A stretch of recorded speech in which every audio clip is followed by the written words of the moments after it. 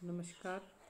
Switzerland की संविधान की विशेषताओं में हमने 7 पॉइंट देख लिए थे, तो एक बार दोबारा मैं आपको बता देती हूँ। निर्मित, लिखित और अपेक्षाकृत व्यापक संविधान, कठोर संविधान, प्राचीनतम गणराज्य, संघात्मक शासन व्यवस्था, उदारवादी दर्शन पर आधारित संविधान, संसदात्मक और अध्यक्षात्मक शासन व्यवस्थाओं का समन्वय, बहुल कार्यपालिका।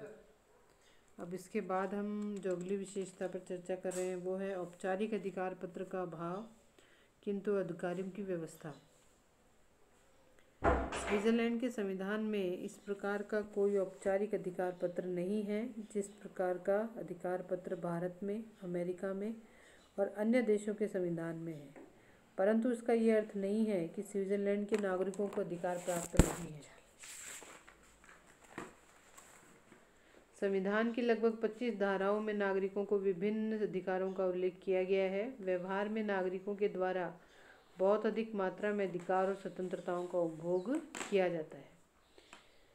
फिर अगली जो विशेषता है वो है धर्मनिरपेक्ष राज्य। स्विस संविधान के द्वारा एक धर्मनिरपेक्ष राज्य की स्थापना की गई है। संविधान की कुछ धाराओं में धर्मनिरपेक्षता का एक आदर्श नितांत स्पष्ट हो जाता है। संविधान की धारा 27 स्विट्ज़रलैंड के सभी नागरिकों को धर्मनिरपेक्षता के साथ साथ प्रारंभिक शिक्षा का अधिकार प्रदान करती है और धारा 49 और 50 सभी नागरिकों को धर्म और पूजा की स्वतंत्रता की गारंटी देती है। स्विस संविधान किसी एक धर्म के नागरिकों को कोई विशेष स्थिति या विशेषाधिकार प्रदान नहीं करता है, लेकिन संविधान द्वारा अपनाई गई धर्मनिरपेक्षता का एक अपवाद है। इसे निश्चित रूप से आपत्तिजनक भी कहा जा सकता है। संविधान की धारा 51 में जिस्टस धर्म, ईसाई धर्म की एक शाखा या रोमन कैथोलिक चर्च और उसके संबंधित संस्थाओं पर प्रतिबंध लगा दिया गया है। फिर अगली विशेषता पर हम आते हैं जो है संघीय क्षेत्र में न्यायिक पुनरावलोकन का अभाव।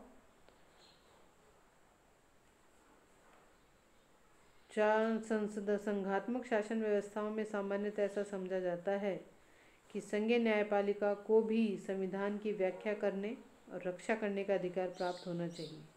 इसका तात्पर्य यही है कि संघीय न्यायपालिका संघीय इकाइयों की व्यवस्थाओं द्वारा निर्मित कानूनों की संवैधानिकता की जांच करें और यदि वह उन्हें संविधान के प्रतिकूल समझती हैं तो उन्हें अवैध घोषित करें। इसे ही न्यायिक पुनरावलोकन कहा जाता है।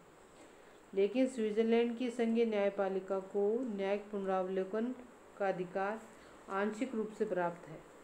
वहाँ का सर्वोच्च न्यायालय, जिसे संघीय न्यायमंडल कहा जाता है, कैंटेन के कानूनों और प्रशासनिक कार्यों को तो अवैध घोषित कर सकता है, परंतु संघीय व्यवस्थापिका द्वारा निर्मित कानूनों या संघीय प्रशासन द्वारा किए गए कार्यों को न्यायमंडल द्वारा अवैध घोषित नहीं किया जा सकता। स्विट्ज़रलैंड में संविधान की रक्षा करने का कार्य न्यायपालिका को नहीं सौंपा गया। वहाँ यह कार्य स्वयं जनता द्वारा किया जाता है। जनता लोक निर्णय के अंतर्गत संघीय व्यवस्थापिका द्वारा निर्मित किसी भी कानून को अवैध घोषित कर सकती है। स्विट्ज़रलैंड में भी संघीय न्यायपालिका को न्यायिक पुनरावलोकन का अधिकार देने के संबंध में 1939 में प्रयत्न किया गया था, परंतु जनता के द्वारा इस प्रस्ताव को अस्वीकृत कर दिया गया। अगली विशेषता पर हम आते हैं बहुभाषी राज्य।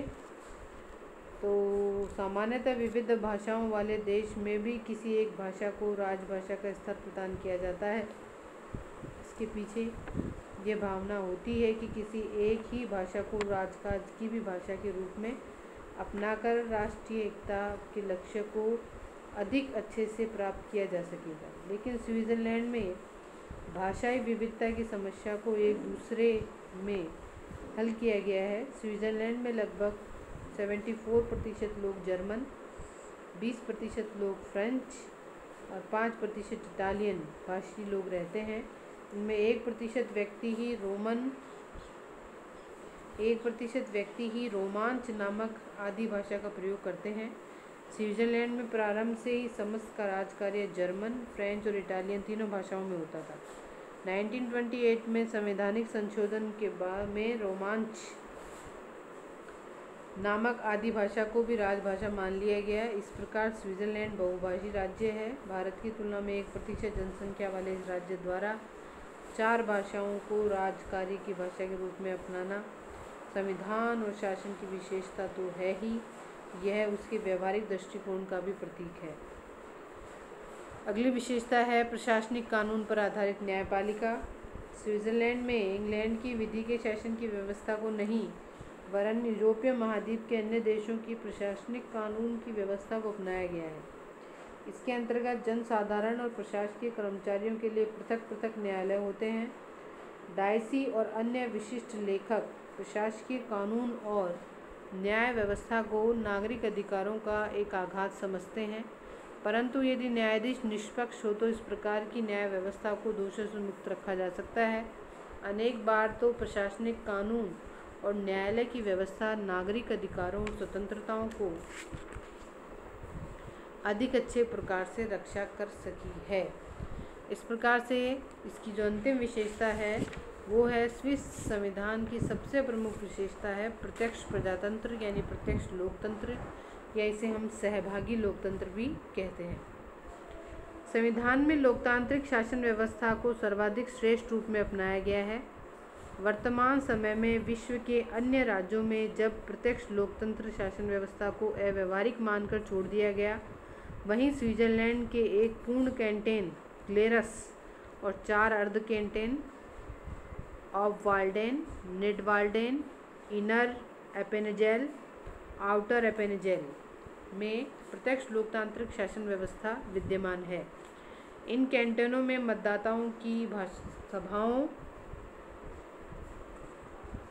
इनके अतिरिक्त स्विट्जरलैंड में सभाओं जिसे हम लैंड मी माइंड द्वारा कानून निर्माण का कार्य किया जाता है। इसके अतिरिक्त स्विट्जरलैंड में संघीय स्तर और कैंटोनों के स्तर पर लोक निर्णय और आरंभिक की भी व्यवस्था की गई है। इस प्रकार से अगर देखा जाए तो 1870 तक स्विस लोकतंत्र की ये विलक्षण बात थी कि महिलाओं को मताधिकार से वंचित रखा गया था, लेकिन 8 फरवरी 1971 में महिलाओं को मताधिकार दे दिया गया। अब 20 वर्ष की आयु प्राप्त प्रत्येक स्त्री पुरुष को ये अधिकार प्राप्त है। इस प्रकार से स्विट्जरलैंड का जो संविधान है अपने आप में अनूठा है और प्रत्यक्ष लोकतंत्र का एक सफल उदाहरण है। और स्विट्जरलैंड शांति द्वीप है, ये तो सभी जानते हैं, पर्यटन की दृष्टि से महत्वपूर्ण भी है। तो स्विट्जरलैंड का संविधान अपने आप में अनूठा और अपने आप में बहुत ही उत्कृष्ट संविधान है।